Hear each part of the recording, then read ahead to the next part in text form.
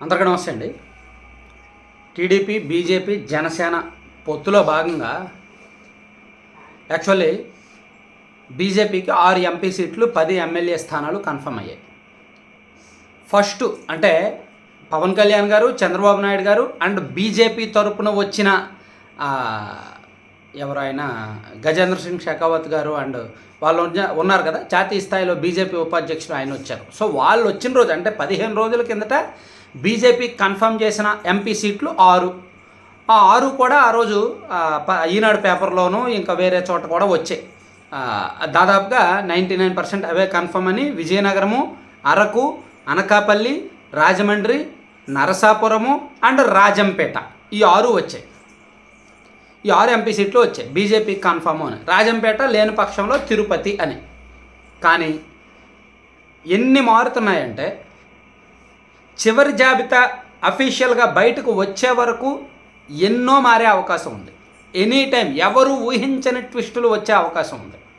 ఎందుకంటే బీజేపీ వాళ్ళేమో Rajahmundry MP Visakhapatnam MP seat కోసం పట్టుబడుతున్నారు. విజయనగరం వద్దు, విజయనగరం అయితే ఓడిపోతాము, కష్టము, అంత సేఫ్ కాదు, సో విశాఖపట్నం ఎంపీ సీట్ ఇవ్వండి. విశాఖపట్నం ఎంపీ సీట్ 2014లో బీజేపీ సింబల్ అక్కడ గెలిచింది. ప్లస్ బీజేపీ నాయకులు కూడా గత 2 ఏళ్ళుగా అక్కడ గ్రౌండ్ వర్క్ చేసుకుంటున్నారు. సో విశాఖపట్నం ఎంపీ సీట్ ఇవ్వండి అని అడుగుతున్నారు, పట్టుబడుతున్నారు. సో అది చంద్రబాబు గారు యాక్సెప్ట్ చేయట్లేదు. సో అది ఎనీ టైం మరీ ప్రెజర్ అయితే తప్పకపోవచ్చు, యాక్సెప్ట్ చేయొచ్చు. పాపం అక్కడ టీడీపీ నుంచి భరత్ గారు వర్క్ చేసుకుంటున్నారు. ఆయన ఎంపీగా పోటీ చేయడానికి మొత్తం అంతా గ్రౌండ్ ప్రిపేర్ చేసుకున్నారు, రెడీ అయిపోయారు. సో ఈ టైంలో బీజేపీ పేచీ పెడుతుందన్నమాట. అది చర్చలు జరుగుతున్నాయి. చంద్రబాబు గారు బీజేపీ వాళ్ళకి కన్విన్స్ చేసే ప్రయత్నం చేస్తున్నారు. అలాగే మాకు నరసాపురం ఎంపీ సీట్ వద్దు, ఏలూరు ఎంపీ సీట్ ఇవ్వండి అని మరో పేచీ పెడుతున్నారు. మనం ఇంతకుముందు చెప్పుకున్నాం, మన ఏపీ 175 ఛానల్లో ఈ ట్విస్ట్ జరుగుతుంది, రాత్రికి రాత్రే మారుతుందని చెప్పుకున్నాం. మీకు గుర్తుండే ఉంటుంది చాలామందికి. సో బీజేపీ వాళ్ళు ఏలూరు ఎంపీ సీట్ కావాలని పట్టుబడుతున్నారు. మాకు నరసాపురం వద్దు, నరసాపురం టీడీపీ మీరు ఉంచేసుకోండి, లేదా జనసేనకి ఇచ్చేయండి, మాకు మాత్రం ఏలూరు ఎంపీ సీట్ ఇవ్వండి అని వాళ్ళు ఇంకో పట్టుబడుతున్నారు. సో ఈ ఎంపీ సీటు విషయంలో కూడా చంద్రబాబు గారు ఒప్పుకోవట్లా. మీకు ఏలూరు ఎంపీ సీట్ ఇస్తే మీరు కమ్మాస్కే ఇస్తారు. సో ఇప్పుడు విశాఖపట్నము, రాజమండ్రి, ఏలూరు, విజయవాడ, గుంటూరు, నరసరావుపేట అన్ని వరుసగా 6 ఎంపీ సీట్లు కూడా ఒకే సామాజిక వర్గానికి అయిపోతాయి.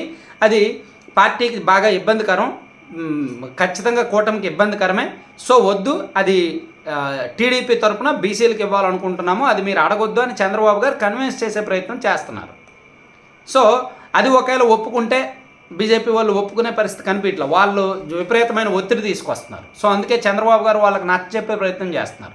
ఇలా ఫైనల్ లిస్ట్ బయటకు వచ్చే వరకు కూడా వాళ్ళకి ఏది కన్ఫర్మ్ చేస్తారు అనేది ఏది చెప్పే పరిస్థితి లేదు. ఈరోజు రేపు ఢిల్లీ స్థాయిలో బీజేపీ పెద్దల దగ్గర మీటింగ్ జరుగుతోంది. ఆంధ్రప్రదేశ్ బీజేపీ నాయకులతో బీజేపీ పెద్దలు మాట్లాడుతున్నారు. మరోవైపు చంద్రబాబు గారితో కూడా వాళ్ళు ఫోన్లో మాట్లాడుతున్నారు.